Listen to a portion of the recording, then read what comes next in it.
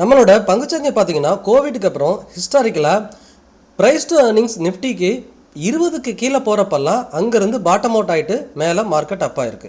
இப்போ price to earnings நிஃப்டிக்கு பார்த்தீங்கன்னா 20.3. Again அதே ஹிஸ்ட்ரி ரிப்பீட் ஆகுமா, மார்க்கெட் வந்து பாட்டம் அவுட் ஆகுமா, அதை தான் இந்த வீடியோவில் பார்க்க போகிறோம். மிஸ் பண்ணாமல் பாருங்கள். எல்லோருக்கும் வணக்கம். நான் உங்கள் கோவிந்த். நான் AMFI register mutual fund distributor and ஐஆர்டிஏயோட சர்டிஃபைடு இன்சூரன்ஸ் அட்வைசர். கடந்த மார்ச் மாதம் ஆரம்பித்ததுலேருந்தே பங்கு சந்தை நல்லா வீழ்ச்சி அடைஞ்சிட்டு இருக்கு, கண்டினியூஸாக ஃபாலோ ஆகிட்டு இருக்கு. இதுக்கு முக்கியமான காரணம் ஈரான் அண்டு இஸ்ரேலோட வார் பிரச்சனை தான். அதிலிருந்து க்ரூட் ஆயில் ப்ரைஸ் எல்லாம் ரொம்பவே அதிகமாகிட்டு இருக்கு. இந்தியாவில் பார்த்தீங்கன்னா எல்பிஜி கேஸ் அண்டு பெட்ரோலியம் இது எல்லாமே தட்டுப்பாடாக வந்துட்டுருக்கு. அதனால் வர்த்தகம் தடைபட்டிருக்கு, பொருளாதாரம் இன்னும் அதிகமாக பாதிக்கும் அப்படின்னு சொல்லிட்டு கண்டினியூஸாக மார்க்கெட் விழுந்துக்கிட்டே இருக்குது. எஃப்ஐஐ கண்டினியூஸாக அதிகமாக நம்ம பங்குச்சந்தையில் செல் பண்ணிக்கிட்டே இருக்கிறாங்க. இதெல்லாம் ஒரு பக்கம் இருந்தாலும் ஹிஸ்டாரிக்கலாக என்ன நடந்திருக்கு நம்ம பங்குச்சந்தையிலங்கிறதா நம்ம இன்றைக்கி பார்க்க போகிறோம். ப்ரைஸ் டு ஏர்னிங்ஸ் எப்போல்லாம் 20க்கு கீழே நிஃப்டியோட ப்ரைஸ் டு ஏர்னிங்ஸ் போயிருக்கோ அப்போல்லாம் மார்க்கெட் வந்துட்டு அந்த சரிவை முடிச்சுட்டு பாட்டம் அவுட் ஆகிட்டு அங்கேருந்து ரெக்கவரி ஆக ஆரம்பிச்சிருக்கு. அப்படி பார்ப்போம். நிஃப்டியோட பி மேலே இந்த டாப்பில் இருக்கிறது நிஃப்டியோட ப்ரைஸ் டு ஏர்னிங்ஸ் டேட்டா கொடுத்துருக்கேன். கீழே பார்த்தீங்கன்னா நிஃப்டியோட சார்ட்டு, நிஃப்டியோட ப்ரைஸ் சார்ட்டு. அப்படி பார்த்தோன்னா 2020 கோவிட் சமயத்தில் நிஃப்டி பார்த்தீங்கன்னா 12,000லேருந்து 7,000 வரைக்கும் சரிவாக சந்திச்சது, 40% வீழ்ச்சியை சந்திச்சது. அப்போ நிஃப்டியோட ப்ரைஸ் டு ஏர்னிங்ஸ் பார்த்தீங்கன்னா 17.6 வரைக்கும் வந்துச்சு. அதுக்கப்புறம் மார்க்கெட் அங்கேருந்து ரெக்கவரி ஆகிட்டு பாட்டம் அவுட் ஆகிட்டு மேலே வர ஆரம்பிச்சிது. அதுக்கு அடுத்ததாக பார்த்தீங்கன்னா 2022 நம்மளோட பங்குச்சந்தையான நிஃப்டி 50 18,000லேருந்து 15,000 வரைக்கும் சரிஞ்சு 18% வீழ்ச்சியை சந்திச்சுது. அப்போது நிஃப்டியோட ப்ரைஸ் டு ஏர்னிங்ஸ் பார்த்தீங்கன்னா 18.9. அங்கேருந்து மார்க்கெட் 15,000லேருந்து ரெக்கவரி ஆகிட்டு மேலே வர ஆரம்பிச்சிது. அடுத்ததாக பார்த்தீங்கன்னா 2023 அகைன் மார்க்கெட் 19,000லேருந்து 17,000 வரைக்கும் சரிஞ்சு 10% வீழ்ச்சி சந்திச்சுது. அப்போ நிஃப்டியோட ப்ரைஸ் டு ஏர்னிங்ஸ் கரெக்டாக 20 கிட்ட வந்துச்சு. அங்கேயும் மார்க்கெட் சப்போர்ட் எடுத்து மேலே போக ஆரம்பிச்சிருது. 17,000லேருந்து 26,000 வரைக்கும் மார்க்கெட் ரெக்கவரி ஆனிச்சு. ஸோ ஏறக்குறைய நல்லாவே அந்த சமயத்தில் 2023-24 மார்க்கெட் நல்ல புல்லிஸாக இருந்தது. திரும்பவும் அகைன் பார்த்தீங்கன்னா மார்க்கெட் 2024 26,000லேருந்து 22,000 வரைக்கும் சரிஞ்சுது. 25 பிப்ரவரியில் அந்த சரிவு முடிஞ்சுது. ஏறக்குறைய 17% வீழ்ச்சியை சந்திச்சுது. அப்போ நிஃப்டியோட ப்ரைஸ் டு ஏர்னிங்ஸ் பார்த்தீங்கன்னா 19.7. அதுக்கப்புறம் இப்போ மார்க்கெட் 2025 ஸ்டார்டிங்கில் இருந்து 12% வீழ்ச்சியை சந்திச்சிருக்கு.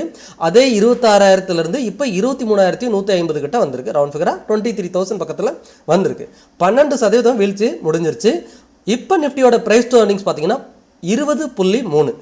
இப்போ மார்க்கெட் இங்கேருந்து அகைன் ஒரு 5% வீழ்ச்சிக்கு போணுச்சுன்னா நிஃப்டியோட ப்ரைஸ் டு ஏர்னிங்ஸ் 19க்கு போயிடும். இதுக்கு முன்னாடி நிஃப்டி பார்த்தீங்கன்னா 2025 இந்த 21,700 வந்துச்சு இல்லையா?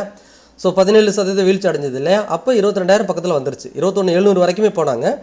அந்த இடம் அரௌண்ட் வந்துருச்சுன்னா மார்க்கெட் இந்த 19 ப்ரைஸ் டு ஏர்னிங்ஸ் வந்துடும். முன்னே என்ன ப்ரைஸ் டு ஏர்னிங்ஸ் இருந்ததோ 2025 அதே ப்ரைஸ் டு ஏர்னிங்ஸ் இந்த வருஷமும் வந்துடும். இது வரைக்கும் கோவிடில் பார்த்தீங்கன்னா 17.6 ப்ரைஸ் டு ஏர்னிங்ஸ். அதுக்கப்புறம் 2022 18.9, 2023 20, 2025 19.7, இப்போ 26 20.3. அப்போ ஹிஸ்ட்ரி என்ன சொல்லுதுன்னா 20 ப்ரைஸ் டு ஏர்னிங்ஸ்லேருந்து 17 ப்ரைஸ் டு ஏர்னிங்ஸ், இந்த 20லேருந்து 17க்குள்ளே மார்க்கெட் சப்போர்ட் எடுக்கிறதுக்கு பாசிபிலிட்டி இருக்குது. கடந்த 4 முறைகளாக இந்த இடத்துல தான் மார்க்கெட் சப்போர்ட் எடுத்திருக்கு. அப்போ இப்போயும் அதுக்குள்ளே சப்போர்ட் எடுக்கணும்னா மார்க்கெட் அடுத்த ஒவ்வொரு 5%லையும் எப்போ வேணால் சப்போர்ட் எடுக்கலாம்.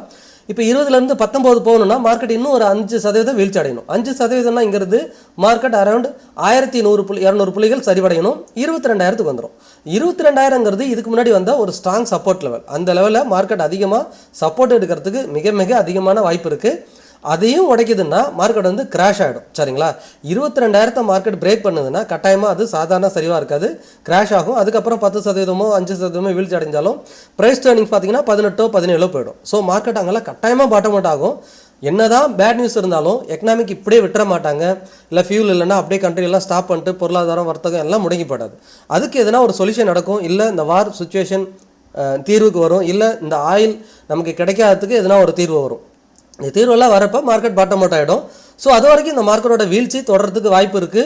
அது எவ்வளோ தூரம் அப்படிங்கிறது யாராலையும் 100% ப்ரெடிக்ட் பண்ண முடியாது. ஆனால் டெக்னிக்கலாக நமக்கு ப்ரைஸ் டு ஏர்னிங்ஸ் 20க்கு கீழே போகும்போது 17க்குள்ளே ஏதாவது ஒரு இடத்துல சப்போர்ட் எடுக்கலாம். அது எவ்ரி 5%.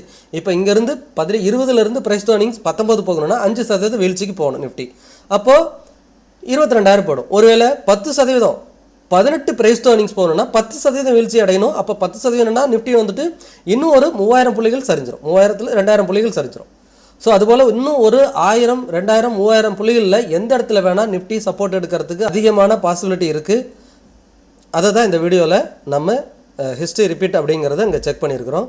ஃபைனலாக நிஃப்டியோட சார்ட்டை பார்த்தலாம். நிஃப்டி பார்த்தீங்கன்னா நம்ம இந்த 24,300 பிரேக் பண்ணால், நான் இங்கே வீக்லி கண்டியில் மாற்றிக்கிறேன் உங்களுக்கு. 24,300 பிரேக் பண்ணால் ஒரு ஸ்ட்ராங் செல்லிங் வரும் அப்படின்னு பேசியிருந்தோம். இங்கே பயங்கரமான செல்லிங். ஏற்கனவே 24,300 பிரேக் பண்ணதுக்கப்புறம் கண்ணை மூடிட்டு 1300 புள்ளிகள் சரிஞ்சிருச்சு. 23,150 இப்போ க்ளோசிங் இருக்குது. அடுத்த சப்போர்ட்டுன்னு பார்த்தீங்கன்னா நம்ம நிஃப்டிக்கு இதுக்கப்புறம் இதுதான் ஸ்ட்ராங் சப்போர்ட். ஃபஸ்ட்டு பக்கத்துலேயே ஒரு சப்போர்ட் இருக்குது, இந்த 22,800 ஆர் 900 இந்த இடம் நம்ம சப்போர்ட் சொல்லியிருக்கிறோம். ஆனால் அந்த சப்போர்ட்டெல்லாம் மார்க்கெட் வந்து இப்போ இருக்கிற சுச்சுவேஷன்லாம் மதிக்குமா அப்படிங்கிறது தெரியல. அடுத்த சப்போர்ட் பார்த்தீங்கன்னா இந்த 21,900 அல்லது 21,800 இந்த பாட்டம் தான். ப்ரீவியஸாக அந்த லோ தான் சப்போர்ட். நான் சொன்ன மாதிரி இந்த சப்போர்ட்டை நிஃப்டி பிரேக் பண்ணவே கூடாது. இங்கேயே சப்போர்ட் எடுக்கலாம். நிஃப்டி ப்ரைஸ் earnings லோவில் தான் இருக்குது. ஒருவேளை இதையும் பிரேக் பண்ணுதுன்னா 21,900 கட்டாயமாக போயிடும். இந்த இடத்த பிரேக் பண்ணுதுன்னா மார்க்கெட் ஏறக்குறைய கிராஷ் ஆகிடுச்சுன்னு அர்த்தம். ஏற்கனவே இங்கேயே 12%, இங்கே போகும்போதெல்லாம் உங்களுக்கு 18% வீழ்ச்சி செஞ்சுருக்கும். இதுக்கு கீழே போகும்போது நிஃப்டி 20% வீழ்ச்சியை கிராஸ் பண்ணிடும்.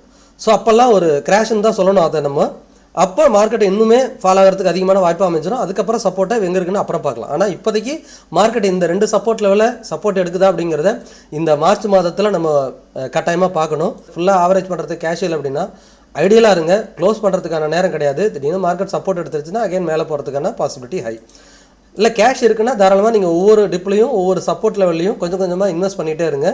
பங்குச்சந்தை ஏதோ ஒரு கட்டத்தில் சப்போர்ட் எடுத்து புது உச்சங்களுக்கு போக தான் போகுது. அதுக்கான டைமிங் தான் எப்போங்கிறது நமக்கு ப்ரெடிக்ட் பண்ணுறது கஷ்டமாக இருக்கும். ஆனால் நீங்கள் முதலீடு செய்வதற்கு முன்னாடி உங்களோட ஃபினான்ஷியல் அட்வைசரை கட்டாயமாக டிஸ்கஸ் பண்ண மறந்துடாதீங்க. நான் AMFI register mutual fund distributor, அதாவது association of mutual fund in இந்தியாவில் பதிவு பெற்ற மியூச்சுவல் ஃபண்ட் டிஸ்ட்ரிபியூட்டர் மற்றும் IRDAயோட சர்டிஃபைடு இன்சூரன்ஸ் அட்வைசர். நம்ம மூலிமா நீங்கள் ஃபினான்ஷியல் அட்வைஸ் எடுத்துக்கணும்னா கட்டாயமாக டிஸ்பிளேல தெரியுற வாட்ஸ்அப் நம்பருக்கோ அல்லது மெயில் ஐடிக்கோ தொடர்பு கொள்ளுங்க. பங்கு சந்தை தொடர்பான டெய்லி அப்டேட்டுக்கு டெலிகிராம் சேனல் லிங்க் இருக்குது, சர்ச் பண்ணி ஜாயின் பண்ணிக்கோங்க. நீங்கள் நம்ம சேனலுக்கு புதுசாக இருந்தீங்கன்னா நம்ம சேனலை சப்ஸ்கிரைப் பண்ணுங்கள், லைக் பண்ணுங்கள், உங்களோட ஃப்ரெண்ட்ஸ் அண்ட் ஃபேமிலிக்கு மறக்காமல் ஷேர் பண்ணுங்கள். மீண்டும் ஒரு நல்ல வீடியோவில் சந்திக்கிறேன். உங்கள் கோவிந்த்.